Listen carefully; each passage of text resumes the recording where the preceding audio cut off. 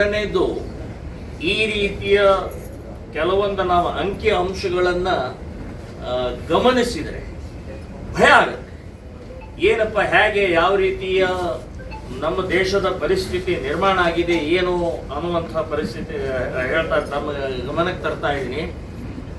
ದೇಶದಲ್ಲಿ 2019ರಿಂದ 2021 3 ವರ್ಷದಲ್ಲಿ 13,13,000 ಅಪಹರಣ, ಕೊಲೆ, ಅತ್ಯಾಚಾರ, ಕಾಣೆಯಾದಂತಹ ಕೇಸ್ಗಳೇ ನಡೆದಿದ್ದಾವೆ.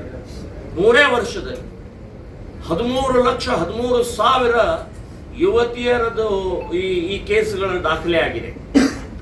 ಇವುಗಳಲ್ಲಿ 2,51,430 ಅಪ್ರಾಪ್ತ ಬಾಲಿಕೆಯರಿದ್ದಾರೆ.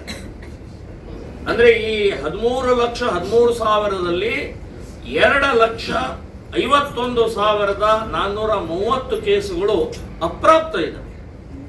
ಸೊ ಈಗ ಇದರಲ್ಲಿ ಮುಸ್ಲಿಂ ಹೆಸರು ಹೇಳಲ್ಲ, ಹೆಸರು ಹೇಳದೆ ಹಿಂದೂ ಹುಡುಗಿಯರನ್ನ ಫಸಾಯಿಸುವಂತ ವ್ಯವಸ್ಥಿತವಾದ ಸಂಚು ಕೇಸುಗಳಾಗಿದ್ದು 62%. ಅಂದ್ರೆ ಇವ್ರ ಪ್ರೀತಿ ಪ್ರೇಮ ಅಲ್ಲ ಅನ್ನೋದು ಇಲ್ಲೇ ಗೊತ್ತಾಗುತ್ತೆ. ನೀವು ಹೆಸರಕ್ಕೆ ಬದಲಾಯಿಸ್ಕೊಳ್ತೀವಿ.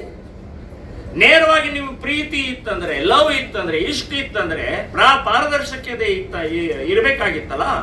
ಅಬ್ದುಲ್ಲಾ ಅಂತ ಹೇಳಿ, ಆಸಿಫ್ ಅಂತ ಹೇಳಿ, ಲತೀಫ್ ಅಂತ ಹೇಳಿ, ಇಲ್ಲ, ಅವರು ಸಮೀರ್, ರಾಜು, ಬಾಬು ಈ ರೀತಿ ಎರಡೂ ಕಡೆ ಇರುವಂತ ಹೆಸರು, ಹಿಂದೂ ಹೆಸರುಗಳನ್ನು ಹೇಳಿಕೊಂಡು ಮೋಸ ಮಾಡುವಂತದ್ದು 62% ಇವತ್ತು ನಡೀತಾ ಇದೆ.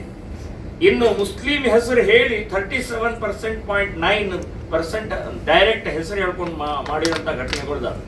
ಇನ್ನು